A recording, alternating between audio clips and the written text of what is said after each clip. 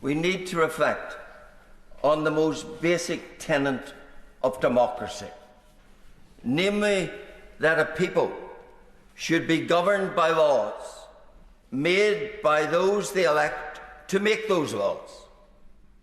That is so fundamental that we all, presumably, almost take it for granted. Yet tragically, and with great constitutional detriment, that is no longer the position in respect of Northern Ireland. There are 300 areas of law where the right to make those laws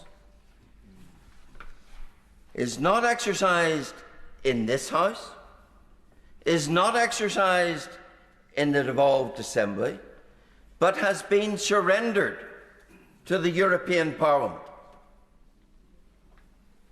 That is such a momentous thing that it should cause anyone who values the fundamentals of democracy, who clings to that principle, that you're entitled to elect those who govern you and those who make your laws, that we should be ashamed that that situation has evolved. And Deputy Speaker, that is not just a democratic deficit. It's undemocratic plundering of the Northern Ireland Statute Book by the EU. And these are not incidental matters. These are not trifling issues.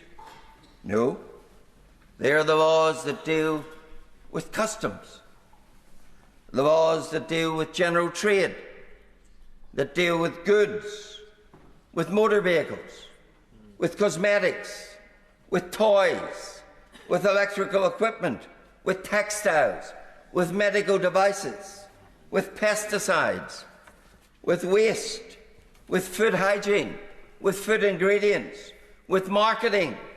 13 different areas of law in terms of food alone. The laws that deal with animals, that deal with disease, the breeding of animals, the welfare of animals, the identification of animals. 34 different diktats of the EU govern all of that. Yes, I'll give way. For giving way, and I appreciate his passion. He also needs to be honest to this chamber that the laws that he's talking about include human rights laws and the basic equal treatment of everybody in Northern Ireland. So his legislation would rip up the very foundations of democracy, which is that everybody is equal. He needs to be honest with this chamber, does he not, that when he's looking at those 300 laws, it includes equal human rights.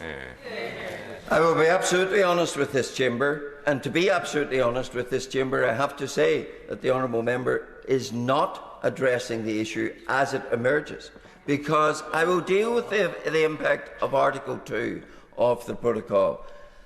I want nothing more for my constituents than the same rights as the honourable lady has for her constituents, be they human rights, be the rights to make the laws of our land, or any other rights. I ask for no privilege, but I certainly do not accept any detriment, and that is the point here.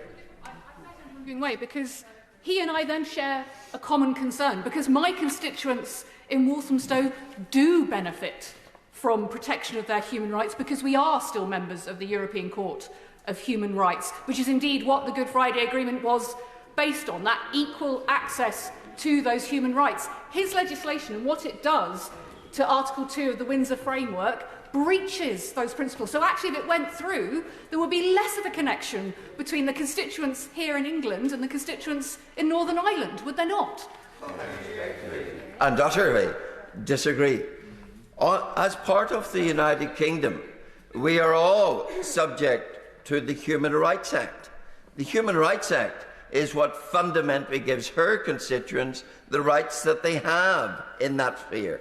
And there is nothing that she would lose by losing the control of the foreign court, of the European Court of justice. Let me continue with the point, if I might.